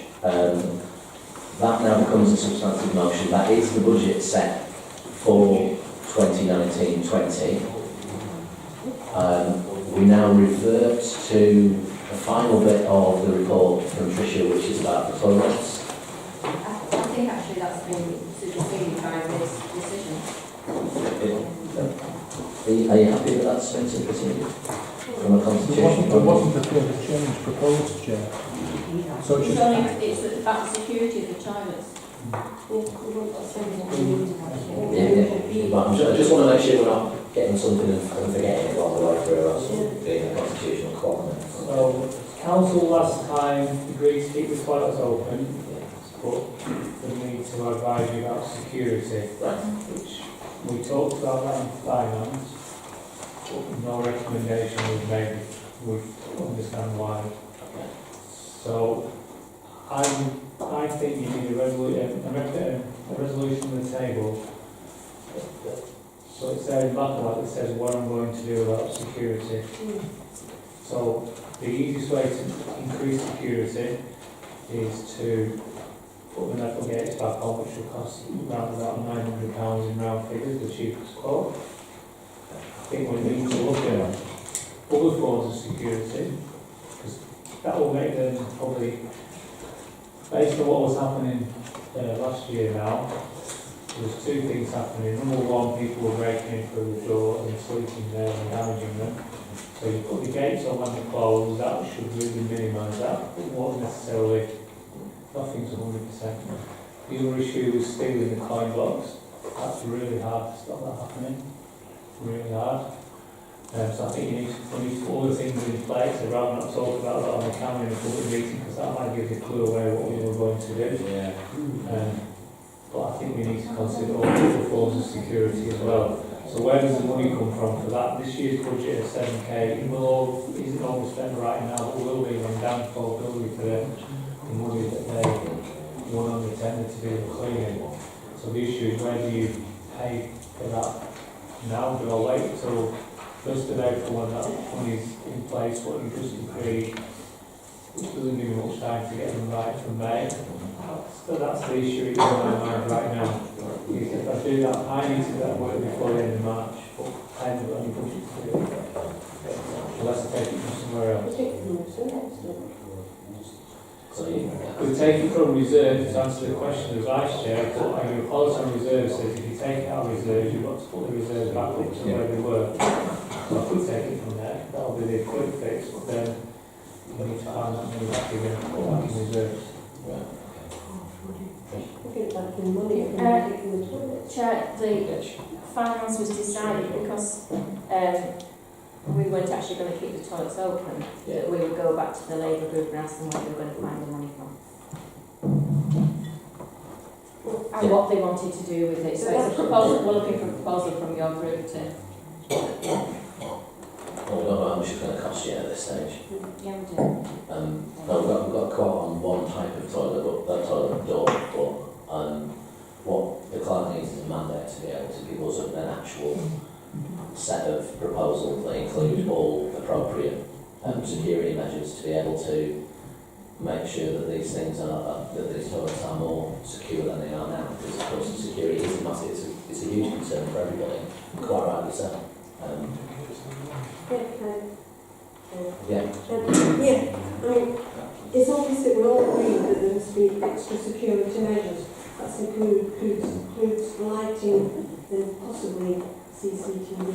But I would suggest that because we've got general reserves of £10,000, we've got growth reserve of £7,000, and we've got asset replacement fund of £9,000. Now, if that's not replacing an asset, can you say that's replacing an asset? It's not our asset. Sorry? It's not our asset, it's City Council's asset. Council's asset. Yeah, but it's an asset because we use it and we use it for our residents. So if you can't take it from general reserves, if you can't take it from the growth reserve because you've got to put it back, I mean, what have we got reserves for? If you can't spend them when you need it for things like this. I mean, it's ridiculous. It's reserved. Reserve for Reserve for what though? What? emergencies. Emergencies. Yeah, you need to spend it anyway, that's for an emergency. I mean, you need to, in that case, excuse me, I need to ask a question. Can you please tell me where I can get this money from if I can't use it for reserves? And this is the bit where the clerk answers that question. You can take it from reserves, although I wasn't saying don't take it from reserves, but your reserves policy that the auditor approves says you can take money out of reserves, not the day after necessarily, but at some point you've got to put that back into the reserves. I'll set the earliest possible opportunity. So I'm not saying that, but you've got to bear that in mind, because at some point you did go back to that figure, because the auditor really wanted you more in the reserves, but we negotiated that to keep it at this current level. The council will need to consider in the future how it's going to get back that amount. Well, and I probably shouldn't say what I'm going to say next, but the growth reserve fund, that wasn't included in the auditor's reserves issue. So that the growth reserve fund is not in the reserves policy. So if I was going to take it from you couldn't reserves funds, that's the one I would take it from. There you go. Because that's not part of your policy. That is the answer to the question. Growth reserve fund. You can. Right, can I have a second? And you've got a second row there, the other councillor Hanson. You might laugh at this. We probably won't. The problem is, right, it's getting broken into because they want to pinch the money, etc. Well, instead of 20 pence pieces, can we not have some sort of system where you can buy a token? What do you get the token? No, you go to a shop, ask them to a shop. And they'll charge you for it. It'll be a better way. It's only a laugh, right? It's a good idea. I can see that potentially overcomplicating spending a penny there. However, right, there are a number of operational issues when it comes to managing the toilets. I think we're all clear on that. Those are things that the clerk needs to come back with a report to finance and management, to the chair of financial management. We've identified that there is a reserve fund to be able to do that. The clerk is wanting to explore the most appropriate security measures to be able to make this happen sooner rather than later. We've got a finance meeting on the 11th of March, which that could easily be ratified at if it comes back with some measures that are agreeable to those members that are set on that committee. So can we mandate him to go off now and make sure that those appropriate measures are put together? Can we the gate of some sort or other? Because I know you've got different ideas about how the gate should work. Yeah, I was going to say, Chair, it needs these security measures on now. Yeah. It's no good waiting a couple of months. No. Well, we'll agree. So we agree the gate now. 2,000. Yeah, 2,000. 2,000 out of that fund for the gate. 2,000 for everything. Oh, for the whole thing. The whole For all thing. the All the Okay, security, all right. yeah, gates, even better. Yeah, right, fine, done.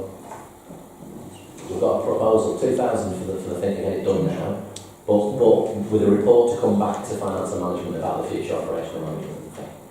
That You're moving that. Yeah. We'll abstain. Was that right? No, then you're going to abstain? Yeah. Okay. Anybody want to debate that, or can we vote? I just wondered what you were going to say about John, what John, no. Well, he didn't propose it. All operational matters about the future management of the toilets will be reviewed by the clerk this year. That's what we've said. It might not be viable. Right, all those in favour of Janice's proposal to sort the security issue out? Abstain. Right, okay. Against? Nil. Abstaining, just so it's on the record that you've abstained. Right, okay, thank you.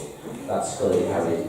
We have, I believe, unless I've missed something, we've got one more issue, which is the issue of writing to the Eden project to welcome the project. You're moving this as a resolution, aren't you?